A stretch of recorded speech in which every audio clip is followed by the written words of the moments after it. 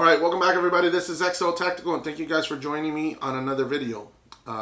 If you guys are back from the original time that I set this video, then I just want to let you know that this is our review. We'll talk a little bit more in depth about this firearm, tell you a little bit more specifics, some specs and features, and then give you my report of what this felt like at the range. If you've already subscribed, thank you guys very much. If you haven't, please consider it. But without further ado, let's jump right into this. All right, so let's go a little bit more specifics on this particular firearm. Again, you saw the initial unboxing and kind of give you a little bit of my first-hand impressions. We're going to go from front to back and kind of go through it. It is a firearm chambered in 22 long rifle, to let you know. It is a single action. Well, let's not start there. Let's start in the front. Barrel in itself is 4.6. It is a threaded barrel. The thread protectors, very nice and easy to take off. Twist rate is 1 1/16. I don't know if you really needed to know that. Overall length of the firearm is 7.6 inches. Weight of it unloaded is 23.7 ounces. Mag capacity, like we discussed before, we got a 10-round flush or a 15-round magazine.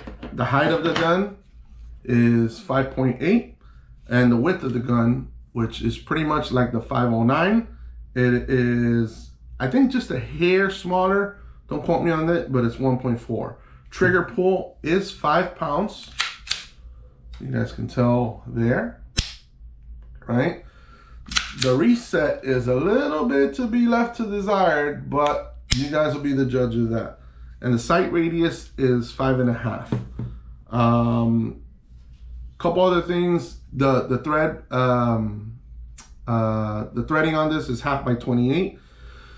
The sights are blacked out. I don't know if you can pick that up or if the camera can do it justice, but it is there. It has a low profile optic mount. Like I told you guys and discussed, it has 3 footprints: Trigicon RMR, Vortex Venom, and the Shield RMS. It has forward and rear serrations. The gun is completely ambidextrous. It has the slide, stop, and release on both sides. It has external safety on the left side and on the right side, easy to actuate, right? And it has the magazine release on this side and on that side. The overall gripping feels good. The texturing is aggressive enough, and what I really liked is that they thought about it really good. I think this part and this part are pretty much the most important areas of where you need a lot of that gripping, because that's kind of where you have to readjust, and it feels really good in hand. This is how the flush one fits, and the 15 round fits as well. The trigger guard in itself is pretty big. If you wear gloves, I feel that you'll be able to have it in there. Put your finger in there. It has an accessory rail, 3 slots, so you can put a light, laser, or anything you want to put on there as well. The sights are suppressor height sights, so if you were gonna use this as a host and you had a suppressor on there, you'll be able to pick that up quite well. You know, on the as we talked about the sights, the hammer, and all that, one thing that I think FN did really well as far as the slide is they use anodized aluminum, not steel. So it's a little bit lighter weight. So when that 22 chambers, I think that's how they got it, so that you can put that extra weight of an optic and not have any issues. Now we will talk a little bit about some of the issues that I've ran into so far with this, but stay tuned for that. So reporting back on this firearm, first off, let me show you guys that it is clear and free, and we are dealing with an empty firearm. Nothing in the chamber, nothing in the mag well. So we are dealing with a safe firearm. When I talked about this particular firearm, I do feel that I got to tell you some good stuff and some bad stuff to report. The good things is it's a great little firearm. It feels awesome in hand, right? The ergonomics on this are great. For what I intend to use this for, which is a training tool, and I want to kind of take it, I want to put this in a holster and really do a lot of drills, especially with an optic. I can shoot for a fraction of the cost. A lot of my firearms have optics, but in the times that we're in right now, if I'm shooting 9mm, it costs me a little bit more to kind of shoot it. If I can minimize that cost and put it on a 22 long rifle, I'm definitely going to go with that option. So pros, right? Let's talk about the pros. First off, when you saw I shot through this, I shot 4 different types of ammos on this firearm. We shot some of the Aguila, we shot some of the CCI bulk pack, we shot some of the Winchester, and then we also shot some of the CCI Stingers, which again, from what I've heard initially from this eats up everything. But 22 long rifle ammunition is a little finicky, and it can kind of make any kind of firearm have a couple of issues. So, you know, one, it did cycle a lot of the rounds. Did I have some issues like I've had before in 22 long rifle pistols? Yes, I did. But I did have one particular issue that we're gonna get into more. A couple more of the pros that I liked was the ergonomics in my hand. I like the sights, man. When I've trained with some of my 22 long rifle, as you guys are gonna see here, the actual aim and accuracy is kind of a little bit everywhere. Sometimes it's dead on, sometimes it's off, and I can see that. This one, before I even put an optic, I kind of just wanted to see how the accuracy was. Wasn't so much dead on, but my groupings were excellent. I can barely, I mean, you know, if you've ever shot one, the recoil on this is minimal to none. I was doing secondary shots, double taps, all that stuff, and it felt really good. Those were all pros. Trigger actually felt good. The reset, like you saw in the first video, and let me show you a little bit about that. Here's the pull. Reset does have a little bit to be desired. It's pretty long, all right? Almost a full reset, but it actually felt good. You know, it didn't feel like it was out of place. Those were all pros. The fact that it has an accessory rail, I didn't train with it too much with the light that day, but I'm gonna take it right back out. All that stuff was good.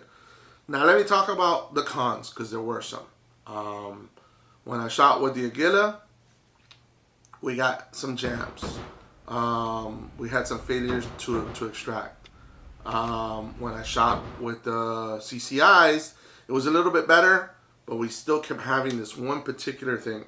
I did look at other videos where they talked about when you are putting a mag back in, right, and you're using the slide release, it doesn't go into full battery, right? I understood that.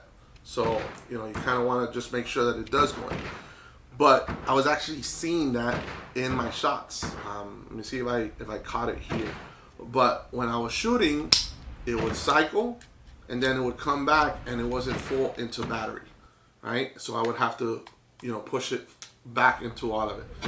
I did clean it. I didn't do a super thorough job cleaning it. I just kind of, you know, cleaned and lubed it up before I went in there. So I'm gonna attribute it to that. Since then, I've got it home and I've doused this. I did some very deep cleaning on it and lubricated it a little bit better. You know, kind of feels the same way of like when I took it out before. A little less grindy, but again, that's something that I'm gonna report on a later time. This time we shot only 400 rounds through it. So again, good range time session. Now, it kept doing that. And it kept doing that for every single one of the ammunitions. The only ammunition that it did not really do that in was the CCI Stingers. That one, maybe the power on it, velocity on it, got it to cycle back 100% through. But I wanna say, at least right now, I'm attributing it to it probably being a little gritty and dirty in there. That's where I'm kind of gonna leave it to. We'll see. Hopefully it is that. When I go back out to the range and shoot another 500 rounds through it, I'll report back on then. I had one other issue, and that's probably me. It has more to do with the training and your grip. I've never had to deal with it. This is ambidextrous on both sides. So one time when I went to shoot it, I was like, oh man, it didn't go back into battery or whatever. And it wasn't that. I actually depressed the mag. So in the middle of the shot, like I had the mag here and I was still holding on to it and I didn't realize it. So I kind of played with it here and then I noticed that I had released the mag. It's never happened to me before in my training sessions, so I'm gonna kind of see if that's something that was just a one-time fluke. You know, that was some of the cons. The other only con that I kind of had with it was, you know, a couple of failure to extracts. That I hadn't seen in any other reports. I know, like I said, some of the 22 long rifle pistols kind of have those little finicky issues, but I hadn't seen that report on this particular firearm. So, you know, stay tuned for that. But, you know, overall, what did I think about this? I'm not 100% sold on it. I really enjoy the gun so far, but I want to do a couple other rounds and kind of look at it. While cleaning it, I noticed something with the recoil rod and spring. So I'm going to try to reach out and kind of, you know, talk about this with some folks and see what's up. I know that there is a company that sells a metal and an upgraded spring. So I might look into that first. But I did notice something on that which might have to do with any of the issues that I kind of had. But ergonomics on this, again, felt really good. I like the fact that I can pick up those dots. The sights. The only thing I didn't like about the sights so much is that they're all blacked out. So I might do some little adjusting there so I can pick these up a little bit more. And like I told you guys, I will be putting on an optic.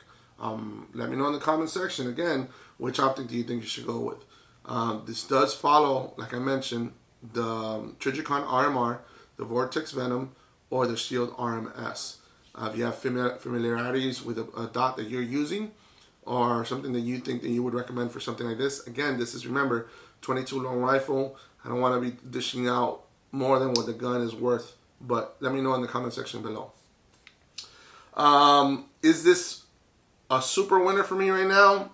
I'm still on the fence. The jury's still out.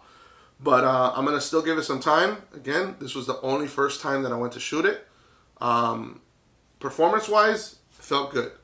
If I can get that whole issue with the recoiling and the chambering in order, then I will be really happy and ecstatic with this. Kind of like the TX22, I had those issues. A lot of folks have never had any issues, and I had issues with that particular firearm out of the box. Once those things got settled, that thing has been a beast. It shoots extremely well. Here's a little bit of footage of me comparing it with this one as well. Stay tuned for that video because that's going to be a comparison video. But you know, that sucker was a beast. But I do think this will be a really nice addition to my collection once I get those things settled in. If they're not, then I got to go back to FN. Hopefully they'll take care of it. And FN, if you're watching this, let me know. Reach out.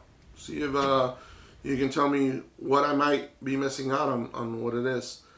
Again, thank you guys very much for joining me on this video. 2022 is going to be a year for you guys and myself to continue to be doing stuff together.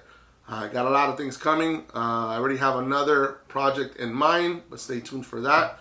Again, make sure to look back for this playlist because we're going to add some optics on here. We're going to do another range time report. We're going to do a versus video on this, and we're going to do a bunch of other little things.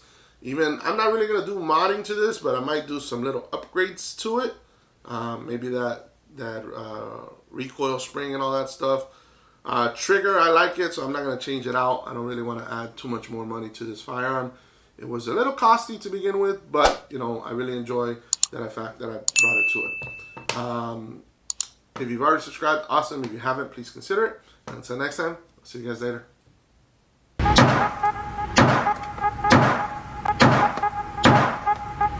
Now, I don't think I've ever done this before, so I definitely think the electricity is on this particular gun. Check this out.